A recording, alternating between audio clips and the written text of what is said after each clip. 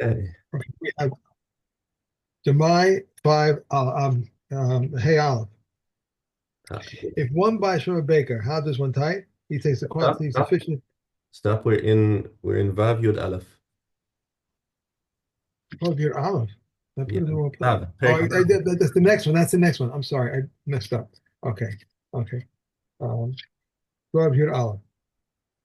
Too many tissues here. If one saw produce in Syria and said these are from Eretz Israel, he must tithe it. They are tithe. He is believed because the south that forbade. I'm sorry. The mount that forbade is the month that permitted. They are from. They are from mine. He must tithe. They are tithe. He may be believed, because the mount that forbade is the mount that permitted. And if it was known that he possessed a field in Syria, he must tithe. If an Amar said to a Chava, buy for me a bundle of vegetables, buy for me a loaf, he says it without specifying and is exempt. But if he said, this is for me and that is for my fellow, and they became mixed up, he must tithe even if they are 100. And if one invites his friend to eat with him and he does not trust him to regard the tithes, he declares before Shabbos, what shall I separate tomorrow shall be Meiser, and joining it is the rest of the Meiser. That which I rendered Meiser is rendered Truma Meiser for it. And Meiser Sheni lies in the north or the south of it and is redeemed with money. Okay. Okay. So this is so we just to get into the context because this is going to be a run on Mishnah over here. Um, so for Mishnah Aleph, um, is the guy who's going to eat by an Amaretz. Now Right. we said before that in order to be ne'eman yourself, you have to not eat at an Amaretz. However, yes, there are sometimes extenuating circumstances, or maybe this is the situation of the chassan.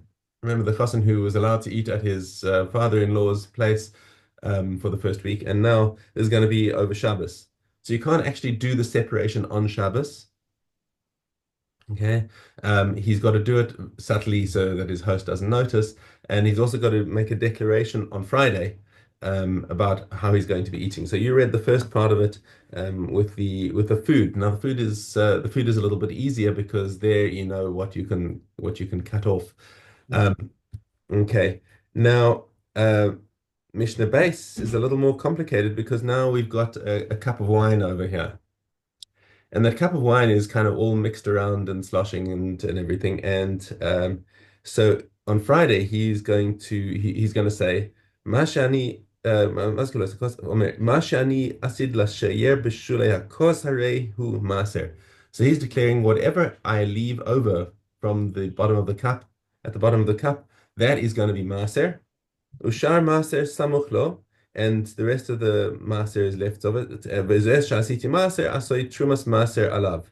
Um, and so basically he leaves out 1/100th of the cup, which is going to be Trumas Maser. Umaser Sheni B'fiv Umcholal Alamas. And the Maser Sheni is at the top, and I'm redeeming it now on money. So now he can drink 99% of the cup and leave behind the 1% at the bottom. Now this is a very interesting thing because it's very difficult to say what's at the top of the cup, what's at the bottom of the cup, and because it's not even he hasn't even poured it yet, and it's all going to get mixed around. And this seems to be talking about that principle of Brera, which we said. Remember when we had the two guys who were mixing their wine together in the vat, and he said, "Oh," and he was not allowed to take Maser and say, whatever comes out, and so you can retroactively see what comes out. So this it turns out that this Mishnah must be according to Rabbi Meir. Rabbi Meir is the Das Yachid who holds that you are allowed to use the principle of Brera in situations like this. But his contemporaries, I think we said it's Rabbi Yossi. Um, who did we say it was? The difference between Rabbi Shimon and Rabbi Yossi. Rabbi Shimon and Rabbi Yossi. Thank you very much. Yeah, so they disagree with him and say that he cannot do this. There's simply no way around the situation. He's not going to be allowed to separate. Um, um, so yeah. that's so in general the principle of Breira we can, and halacha does not follow Rabbi Meir. So this Mishnah over here is not halacha. He would not be allowed to separate the stuff out before Shabbos. He would just have to not drink wine. Mhm. Yeah. Okay. Poil she'eno ma'amin lebal habayis. Now, what happens if you've got a worker and the Baal Habayis has got a responsibility to feed his workers, and this is part of the contract, and he's giving them dates to eat. Okay, or figs. What are these grogeres here? That's a dried fig, right? Okay, so the worker is a chaver, and he's working for an Amaretz, and comes lunchtime, and the Amaretz gives him a pile of. So, I think we skipped one. We skipped Dalid.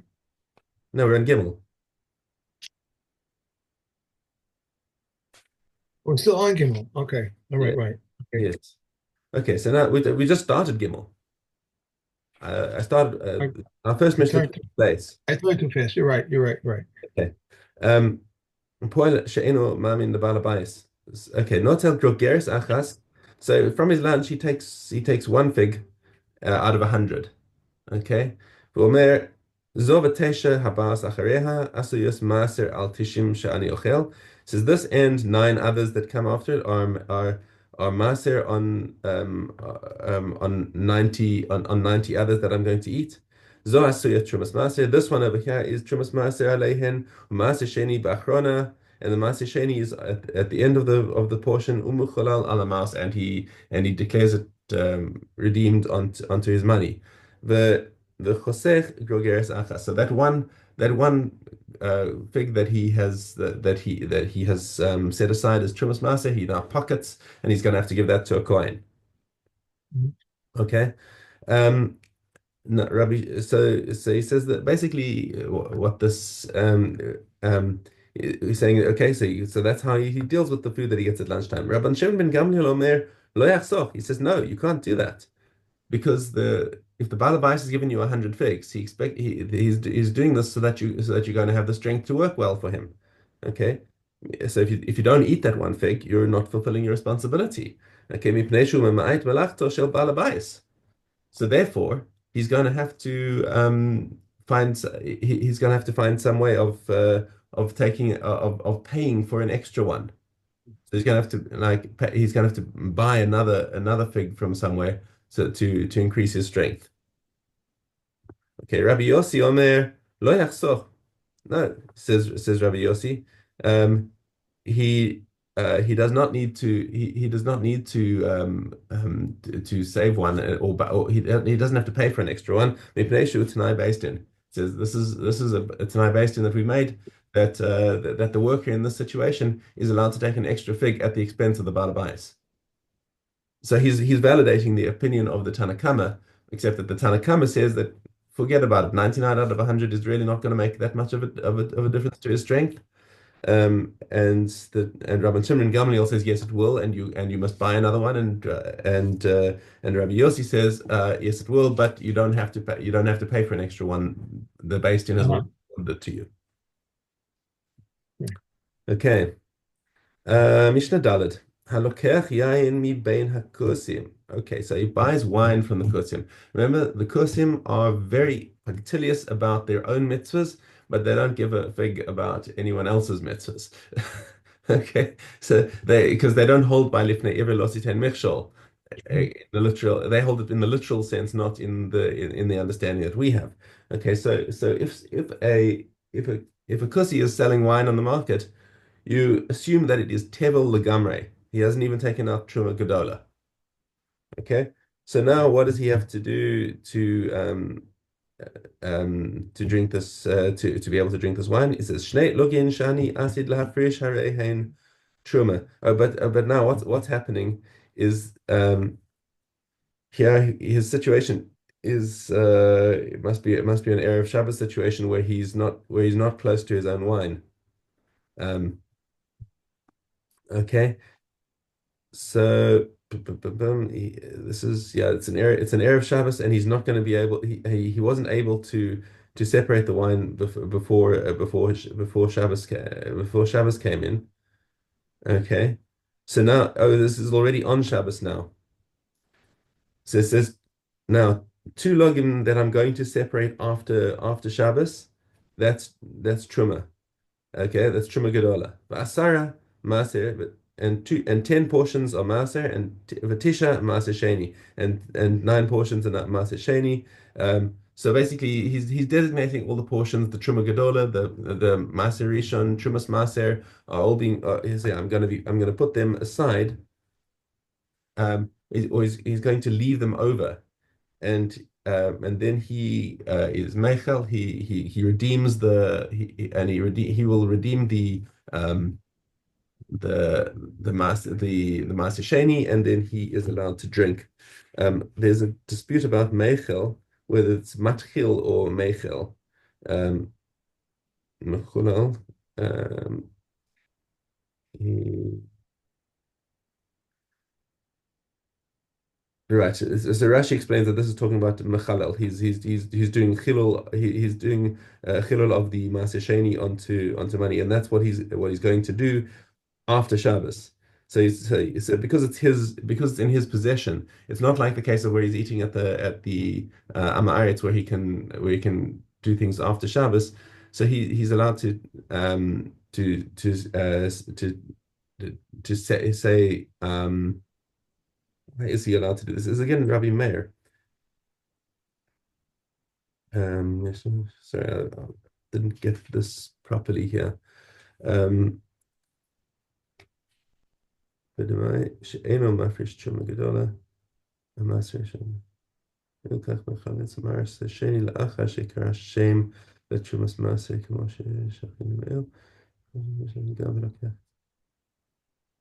בלי מסכו, אלא שאין לו כלים להפריש בהם עכשיו תרומס ומעשרת יין.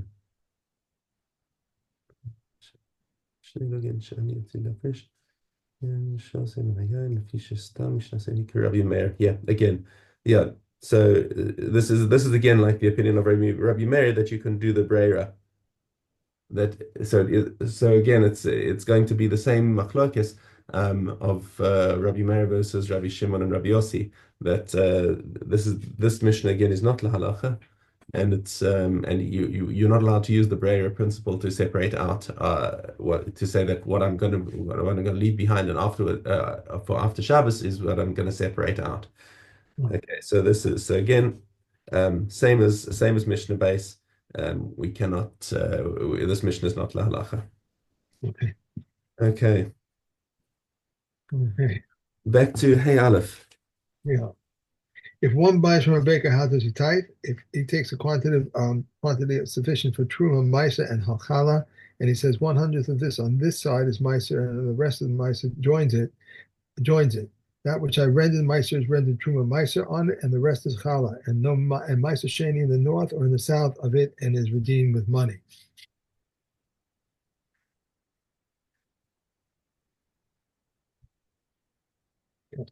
Um, If one wishes to separate Truma and Maisa jointly, he takes one part in 33 and 1/3, and says 1/100 of what is here is on the side of Chulin, and the rest is Truma for the whole.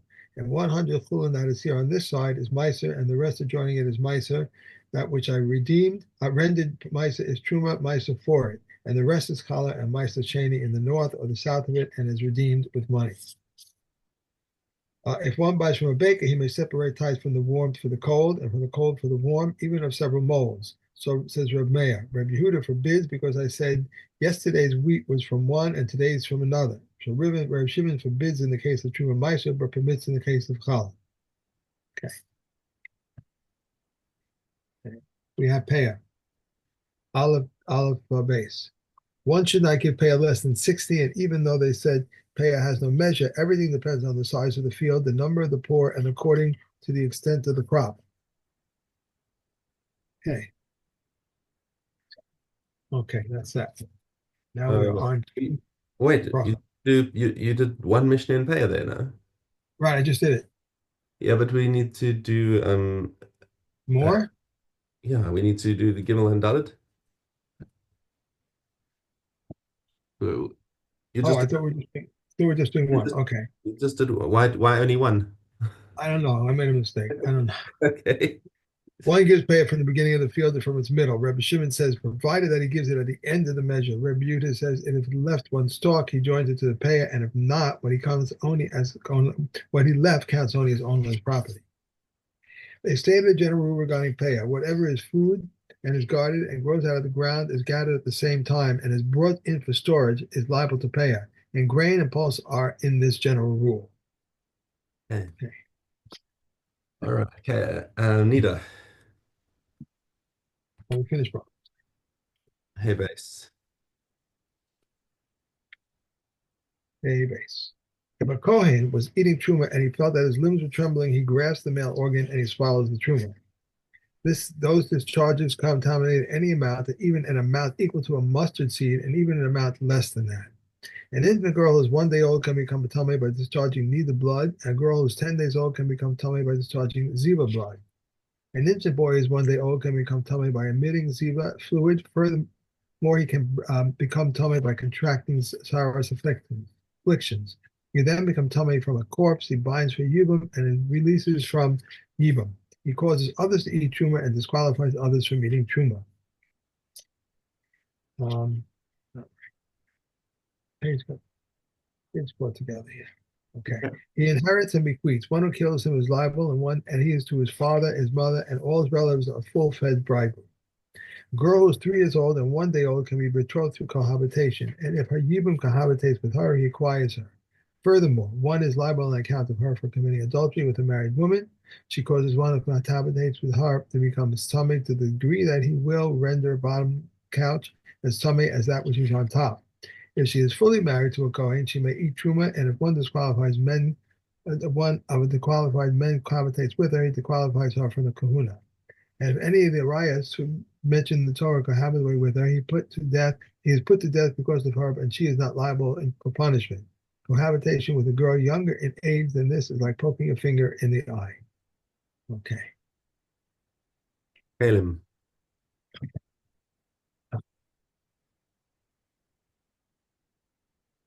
Yeah.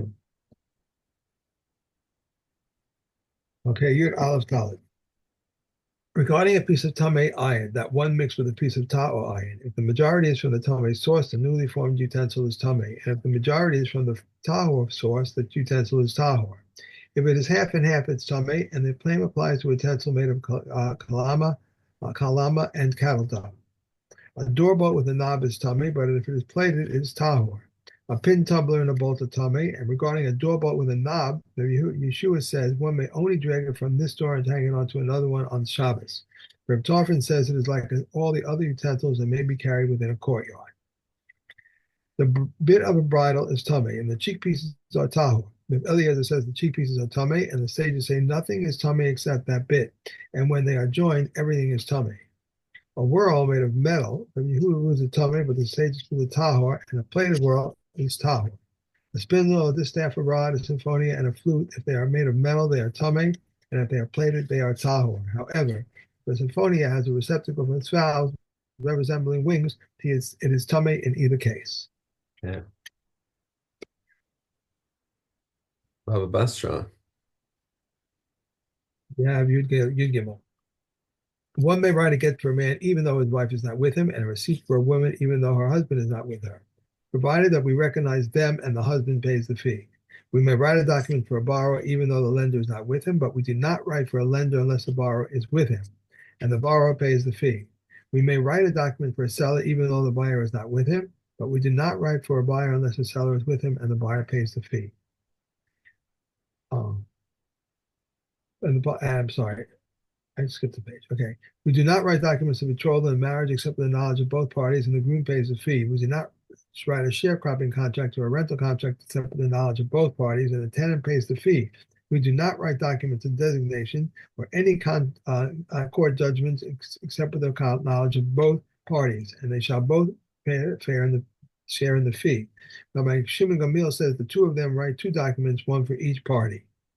One who paid part of his debt and gave his loan document to a third party and said to him, if I do not pay you between now and such a day, to give him his loan document. The court and they draw up a validation. The document of so and so, the son of so and so, was aired, or I'm sorry, You, was you, you, erased. you jumped. I jumped a page. Right. If the time came and he did not pay, Rabbi Yossi says he gives the document. Rabbi Huda says you should not give it. Okay. If Okay. so, right, that's We're it. finishing Bava Basra tomorrow, Right. and then we're moving on to Sanhedrin. Sanhedrin. Yeah. Okay. We have Yoma, Zion base. One who sees the Kohen Gadol when he reads cannot see the ox, and the he goat as they are burned. And the one who sees the ox and the he goat as they are burned cannot see the Kohen Gadol when he reads, not because he may not, but because the distance between them was great and both services were performed at the same time. If he read the Torah in the linen vestments, he then washed his hands and feet. Undressed, went down into the mikveh and immersed himself. He came up and dried himself. They brought him the golden vestments. He dressed and washed his hands and feet, and then he went out and sacrificed his lamb, and the ram sacrificed his ram, and the ram of the people, and the seven blemished male sheep in their first year. This is the opinion of Rabbi Eliezer. Rabbi Kiva says they were brought with the daily morning offerings, as well as the ox for burnt offering, but the he goat, which is done outside, were brought with the daily afternoon offering. Okay. He washed his hands and feet, undressed, went down to the mikveh and immersed himself, and came up and dried himself. They brought him white linen vestments. He dressed and washed his hands and feet. He entered the Holy of Holies to remove the ladle and the shovel. He washed his hands and feet, undressed, went down, immersed himself, came up from the mikveh and dried himself. They brought him gold vestments. He dressed, washed his hands and feet, and entered the holy to burn the afternoon incense and light the lamps. Then he washed his hands and feet and undressed, and they brought him his personal clothing, and he dressed. Then they accompanied him to his house, and he made a feast for his friends for having left the temple safely. Okay, Okay. good. Okay. All right, good. I haven't spoken to you since Monday.